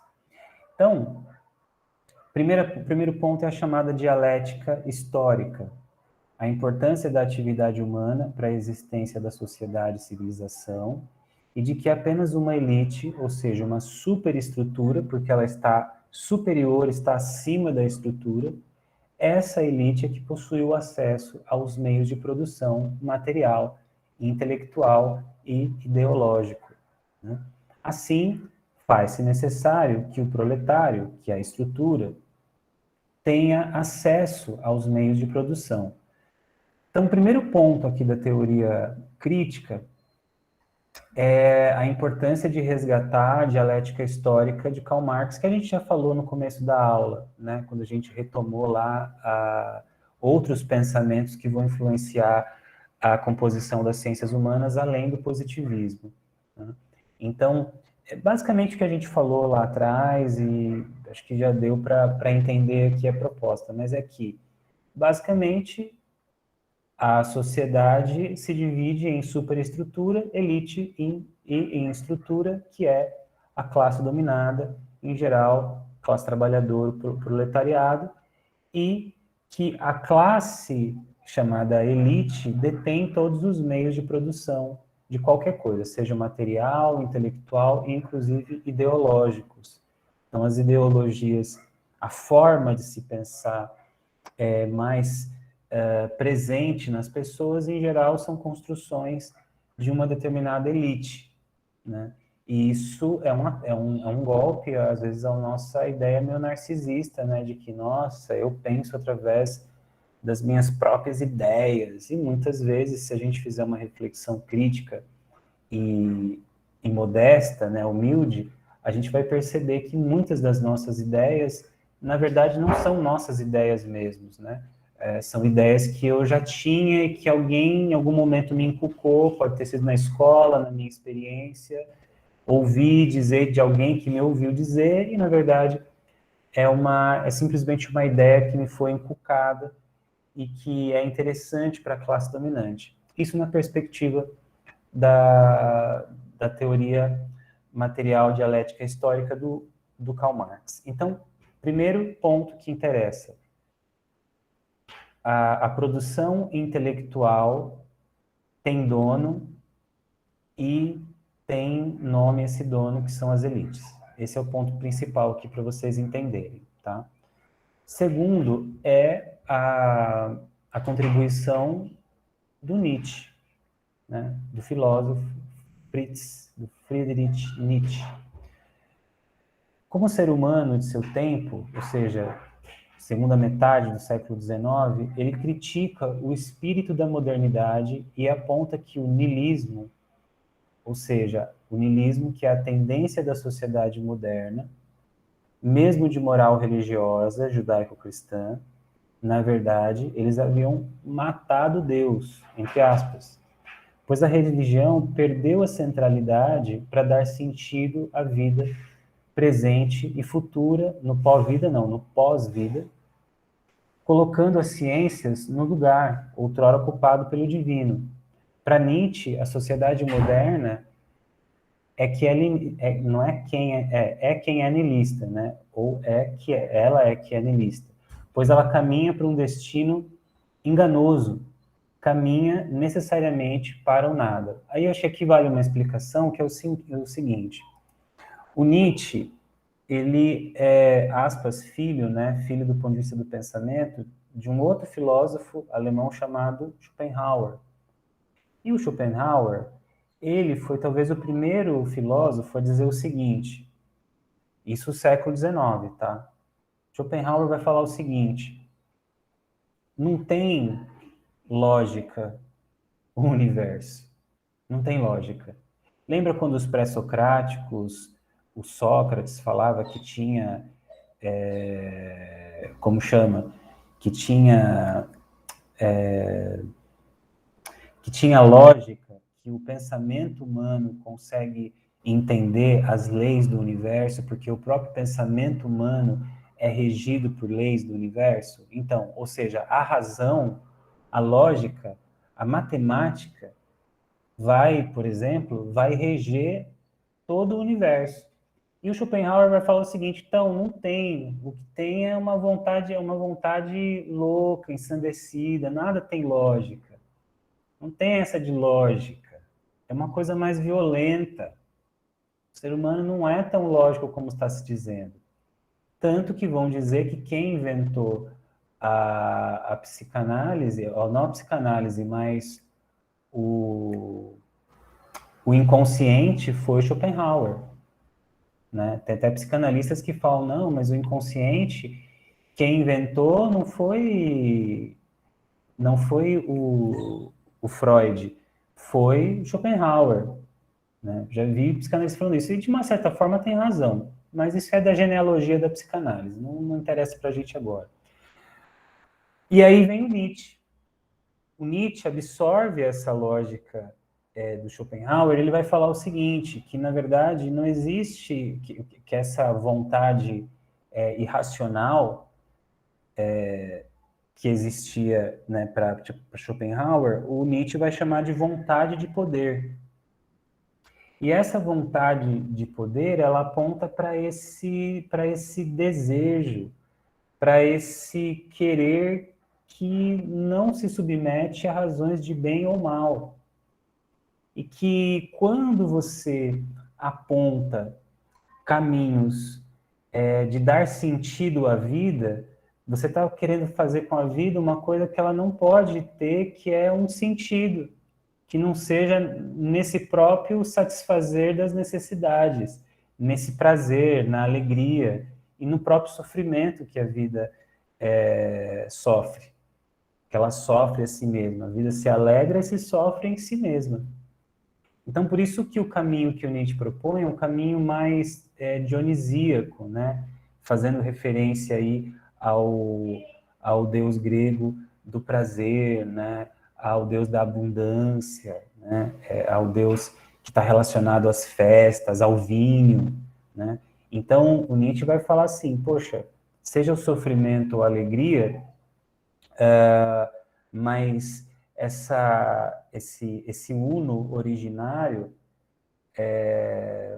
ele não se submete à razão, ele não se submete ao conhecimento. Por isso, do ponto de vista de ser humano, Freud está muito mais próximo de Nietzsche e não porque Nietzsche e Schopenhauer não eram médicos, né, como Freud, mas do ponto de vista de pensamento, O Freud, o Nietzsche e o Schopenhauer estão muito próximos, né, como o pensamento alemão. Né? Pois bem, então o que o Nietzsche está dizendo aqui?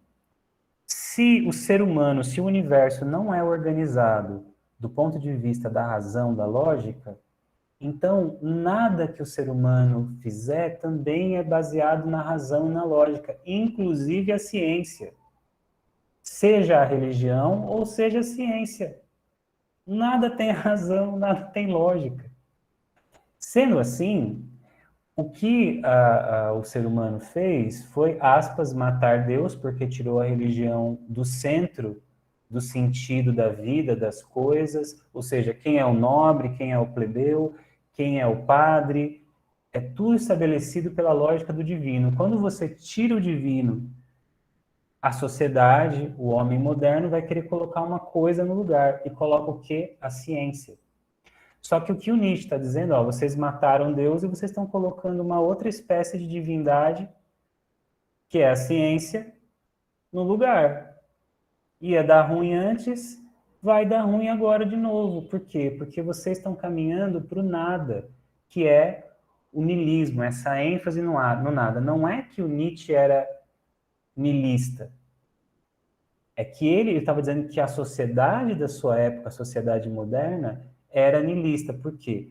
Porque essa civilização superior, esse destino com qualidade de vida, para Nietzsche não seria encontrado, porque ele vai dizer que a natureza humana, que aquilo que compõe o ser do ser humano é irracional, é uma vontade outra que não é moral.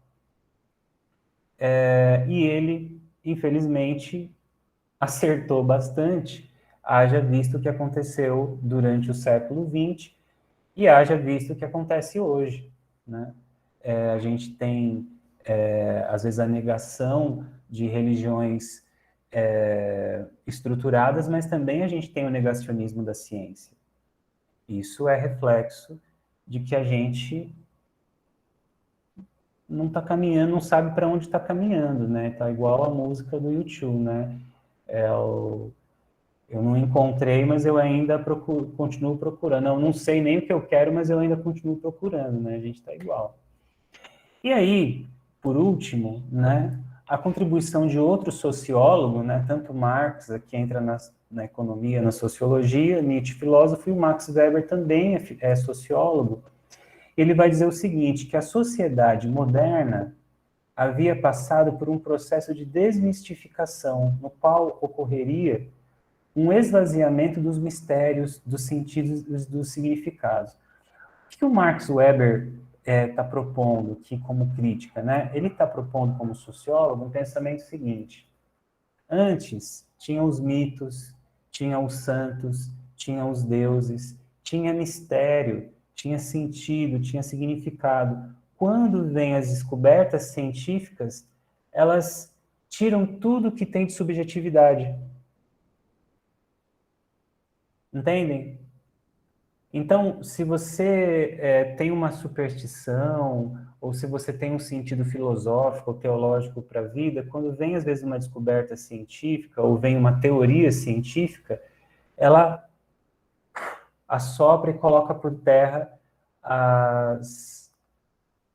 aquilo que compunha de sentido e significado a realidade. Quando isso acontece, você também tira, esse é o ponto da crítica do Max Weber, é que quando você faz isso, se tira do ser humano a sua possibilidade, e tira, portanto, da própria ciência, a possibilidade de uma ética. Tira a possibilidade de uma crítica. Porque aí você perde aquilo que caracteriza o ser humano, que é a sua própria subjetividade. Então, a partir desses três autores, o que a Escola de Frankfurt ela vai propor como crítica? Né?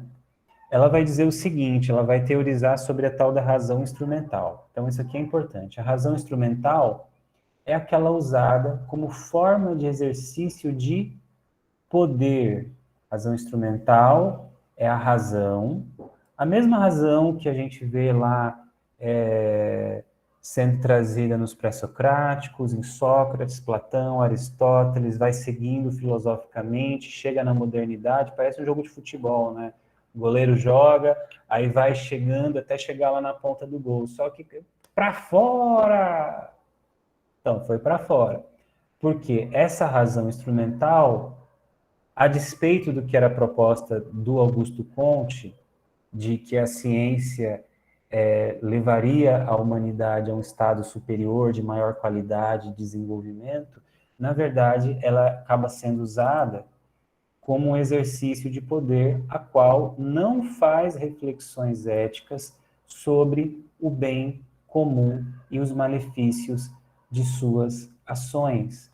Para a escola de Frankfurt, a razão ocidental é uma razão podre. Isso mesmo, para a escola de Frankfurt, a razão moderna apodreceu, carinha triste.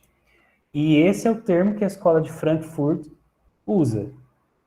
Razão podre é a razão instrumental. Toda razão, todo exercício intelectual que busca o conhecimento como forma de exercício de poder e faz isso sem reflexões éticas sobre o bem comum, sobre as consequências, os malefícios das suas ações, é uma razão que apodreceu.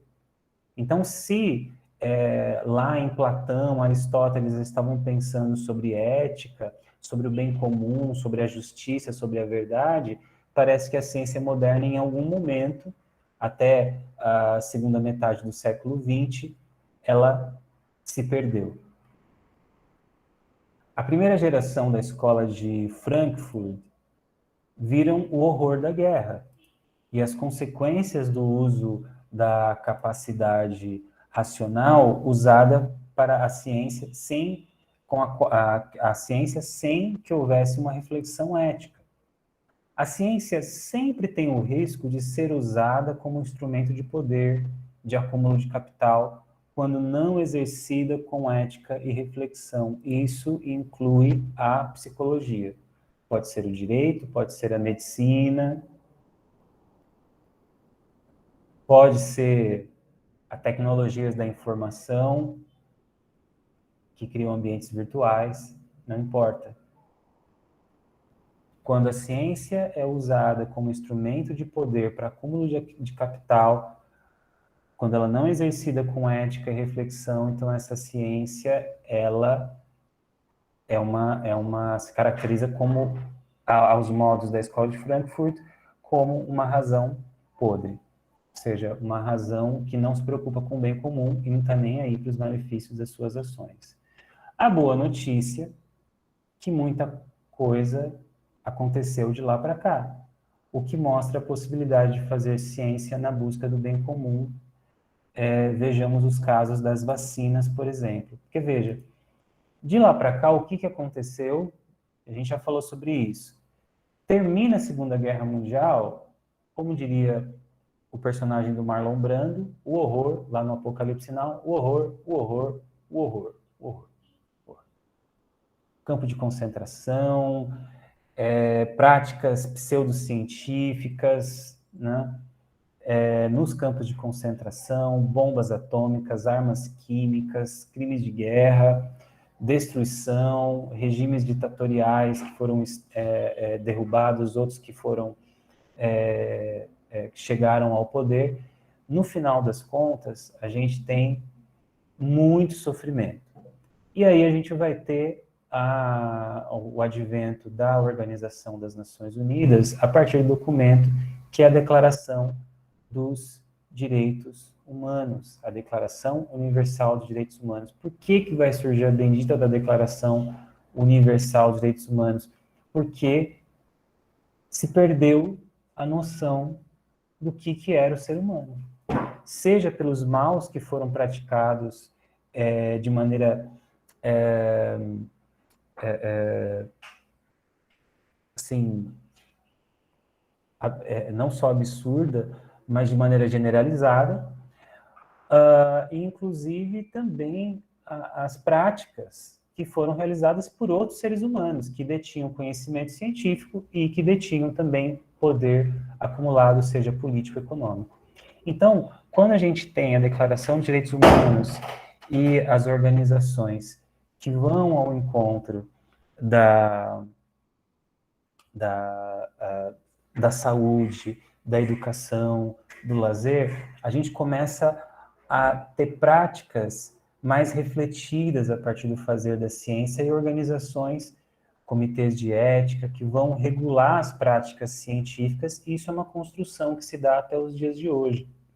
Então, vocês, por exemplo, que pretenderem fazer um TCC, depois um mestrado, um doutorado, defender uma tese, e quiserem fazer pesquisa com seres humanos, é possível, desde que vocês se submetam ao processo ético, que passa, por exemplo, por escrever um trabalho pensando não só tecnicamente, mas pensando também eticamente o trabalho, nos riscos que podem acometer os participantes da sua pesquisa, em todos os cuidados, então, éticos e metodológicos que dizem respeito a essa pesquisa, e submeter a um comitê de ética, aqui no Brasil, né?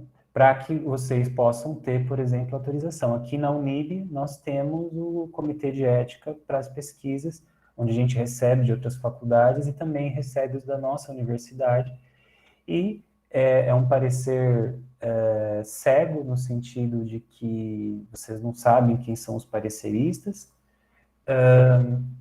e são pareceristas que não têm relação direta com o trabalho de vocês, né?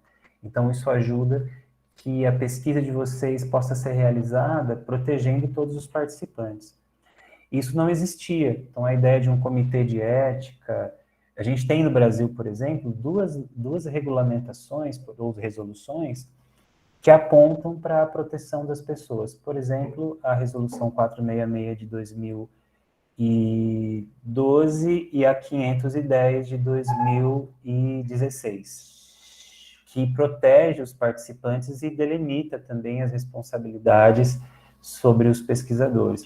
Por que eu estou falando isso? Porque não é também a várzea, assim, de que, nossa, então se a ciência... Não, de 1950 até o final da Segunda Guerra Mundial, 1945, até hoje, cara, já estão passando daqui a pouco 100 anos. Então, a gente precisa se transformar. Os riscos existem? Claro que existem. Por isso que é importante que vocês, como psicólogas e psicólogos em formação, façam essa reflexão ética desde já.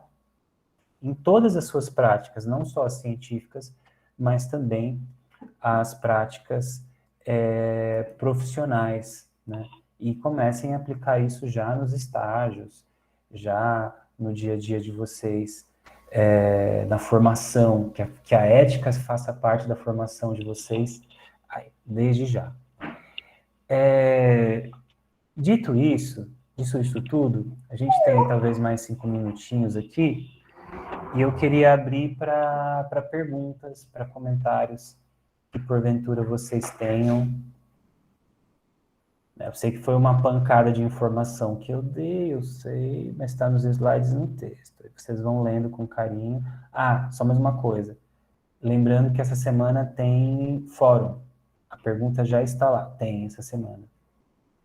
Tem fórum, porque senão, galera, vai ficar muita coisa acumulada para vocês, que vocês vão ter pergunta dissertativa de toda disciplina. Então, essa semana tem fórum, tá? Talvez eu esteja antecipando um pouquinho, mas é necessário. Eu vou deixar mais tempo, tá? Eu vou deixar até o final. Eu vou deixar para vocês responderem, ó. Hoje é quarta, né? Eu vou deixar até sexta-feira, não essa outra. Então, vocês têm esse final de semana e o começo da semana que vem, durante a semana que vem, para responder, tá bom? Vocês podem responder no final de semana ou durante a semana que vem. Aí, sexta-feira, já fecha. Até aqui. Ele já sabe que terminou a aula, que ele tá me chamando. Calma aí, cara. A gente já vai passear já, mano. Calma aí. E aí? A mãozinha aqui não. Perguntas, dúvidas, reclamações. Também é importante, reclamações. Que não envolvam bigode. tá bom? Reclamações sobre o bigode estão proibidas. Tranquilo, então? Bom, reflitam sobre esses assuntos. Eu sei que é muita informação, mas vale a pena que vocês pensem sobre isso, né? A ciência, ai, ai, caramba. Ela corre o risco ele quer fazer as necessidades dele, quer brincar, na verdade, né? E ele tem que esperar só um minutinho. E a gente carrega esse bastão. Então, por exemplo, eu como psicólogo formado, né, e portanto psicólogo mais velho, né, na profissão que vocês, eu já estou nessa jornada, né? Seja como professor, seja como pesquisador, como psicólogo. Mas vocês também vão entrar nessa jornada em algum momento, né? E não vai ser só quando vocês se formarem, vai ser durante a graduação, porque vocês vão atender pacientes, vocês vão fazer pesquisa, a pandemia, felizmente, já está assim, não está resolvida, está longe de ser resolvida, mas está bem mais, a gente dá para ver uma luz no fim do túnel, então vocês vão fazer estágios práticos, tudo isso, e vocês vão se envolver com a realidade, né? E aí todas essas questões sobre neutralidade, sobre ética, sobre bem comum, sobre até onde vai meu papel como pesquisador, tudo isso tem que ser reflexões que têm que estar presentes no dia a dia de vocês. Então já pensem sobre isso, porque isso é importante para o processo formativo de vocês. Tá bom? Então é isso. Sem mais. Larissa, foi mal. Mas eu coloco para vocês agora à noite. Eu só preciso levar o meu cachorrinho para passear. Aí na sequência eu coloco para vocês, tá? Tá no PDF já. É só eu fazer o upload. Foi mal. Tá bom, pessoal? Então, bom descanso para vocês. Boa semana. Tá? A gente se vê. Qualquer coisa, falem comigo lá pelo Fale com o Professor lá do SEAD Virtual. Tá bom? Um abração para vocês. Boa noite a todos aí. Valeu.